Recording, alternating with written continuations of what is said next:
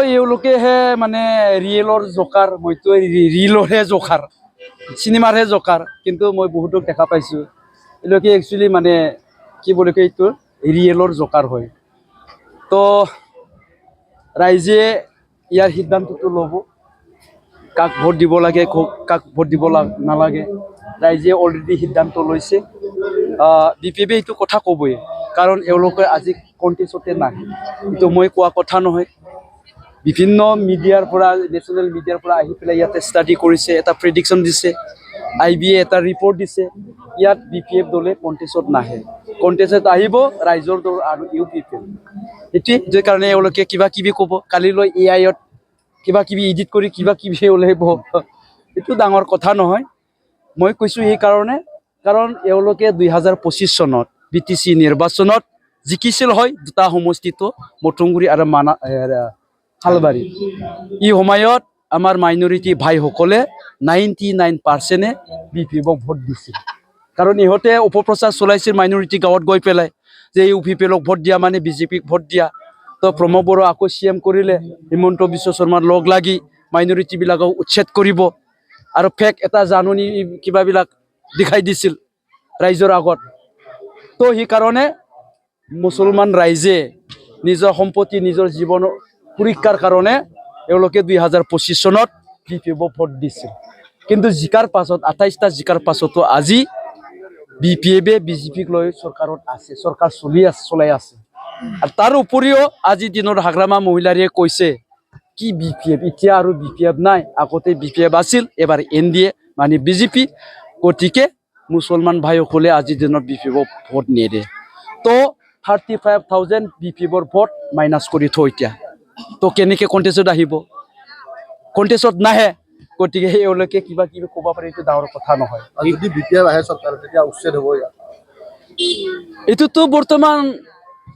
ইণ্ডিয়াৰ মুৰব্বীয়ে কৈ আছে কিবা ৰাজহাৰ ভাঙিব বুলি হয় না নহয় এই নিৰ্বাচনৰ পাছত উচ্ছেদ কৰিব বুলি কৈছে কাক উচ্ছেদ কৰিব কাক টাৰ্গেট কৰিছে মাইনৰিটিবিলাককে টাৰ্গেট কৰিছে কিয় দিব মুছলমানসকলে বিপিএফক আজিৰ দিনৰ ভোট ইণ্ডিয়াক কিয় দিব ইণ্ডিয়াকতো ভোট নিদিয়ে না মুছলিম ভাইসকলে গতিকে এইকাৰণে মই কৈ আছোঁ বিপিএফে মানাছত কণ্টেষ্টতে নাহে বিপিএফক লৈ আজিৰ দিনৰ আলোচনা হোৱা নাই একো চৰ্চা হোৱা নাই অনলি UPP আৰু ৰাইজৰ দলৰ মাজত চৰ্চা চলি আছে বিপিএফে দাবী কৰে তেওঁলোকে 1 লাখৰ ওপৰত ভোট পাব বোলে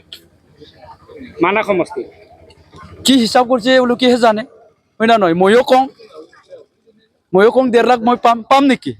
কোৱাটো ডাঙৰ কথা নহয় এইটো প্ৰেক্টিকেলটোহে ডাঙৰ কথা এওঁলোকেতো এনেকুৱাই কৈ থাকে যেনেকুৱা মোক কিবা কিবি কৈছে জোকাৰ টকাৰ মই চিনেমাৰহে জোকাৰ মই ৰিয়েলৰ এজন প্ৰিন্সিপাল হয় মই এজন মটিভেশ্যনেল স্পিকাৰ হয় কলেজত ইউনিভাৰ্চিটিত গৈ পেলাই মই ষ্টুডেণ্টবিলাকক মটিভেশ্যন দিয়ে এই চিনেমাৰ জোকাৰটোৱে এওঁলোকে জোকাৰ বুলি কৈছে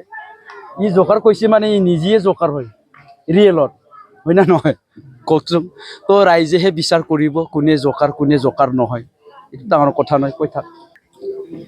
UPPৰ জংস্ৰাং ব্ৰহ্ম মানাছৰ UPPৰ কেণ্ডিডেটে মই কৈছোঁ থানেশ্বৰে 00 হ'ব কাৰণ ইয়াক আজিৰ জেনজিসকলে একেতেৰ জেনেৰেশ্যনটো হ'ল বেবী বুমাৰ তো আজিৰ ইউথবিলাকে 18, 20, 25 বছৰ যাক আমি জেনজি বুলি কয় ইহঁতে কয় থানেশ্বৰ বসুমতাৰী আমাৰ গ্ৰেণ্ডফাদাৰহে হয় গ্ৰেণ্ডফাদাৰে য'ত জেনজিসকল যিসকল টেকন'লজি যুগৰ চেংৰা মানুহ ইউথ এওঁলোকে এই যে হেৰি বেবী বুমাৰ যাক গ্ৰেণ্ডফাদাৰ বুলি কয় ইহঁৰ পৰা হাতো কথাই শুনিব বিচাৰে এওঁলোকেতো ইউটিউবটো কেনে ব্যৱহাৰ কৰে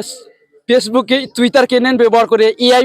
বোলা বস্তুটো কি বস্তু সেইটোৱে নাজানে থানেশ্বৰ বসুমতাৰী জেঠা শুনে হয় না নহয় গ্ৰেণ্ডফাদাৰক এই ইউথসকলে নিজৰ নেতা মানে কোনোদিনাও গণ্য নকৰে এওঁলোকে ইয়াৰ পৰা সাধু কথাই শুনিব বিচাৰে গতিকে ইউথসকলেও থানেশ্বৰ বসুমতাৰীক ৰিজেক্ট কৰিছে কাৰণ একেতৰ মানে বয়সটো পাৰ হৈ গ'ল বেবী বুমাৰ এইটোৱে থানেশ্বৰৰ সপোনটো পূৰণ নহ'ব তাৰমানে এইবাৰ থানেশ্বৰটো সপোনটো আগতে অলৰেডি পূৰণ হৈছিল 10 বছৰৰ কাৰণে একেতে MLA হৈছিল 10 বছৰ MLA হোৱাৰ পাছত একেতে একো কৰিব নোৱাৰিলে নিজৰ সমষ্টিত যাক আজিৰ দিনত আমি বাক্সা বুলি কয় তো 10 বছৰ MLA হোৱা এজন নেতাক নিজৰ সমষ্টিতে ৰাখিব লাগে না নালাগে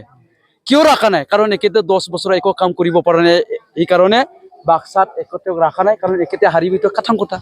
এতিয়া মানাসৰ ৰাইজক জাপি দিছে বি পি এফৰ নেতা কৰ্মীৰ ওপৰত জাপি দিছে থানেশ্বৰ বসুমতাৰী কেণ্ডিডেট দি পেলাই এইকাৰণে আজি বি পি এফৰ নেতা কৰ্মীসকলে ওপৰতে ঘূৰি আছে গাড়ী লৈ পইচা টকা পাইছে না কিন্তু তলে তলে ইহঁতে মোক কৈছে ভাই ভোট তোমাকে দিম বুলি মনে মনে যে আঙুলিটো তোৰ তাতে যাব বুলি কৈছে সুধি চালি হ'ল মানে ভোটটো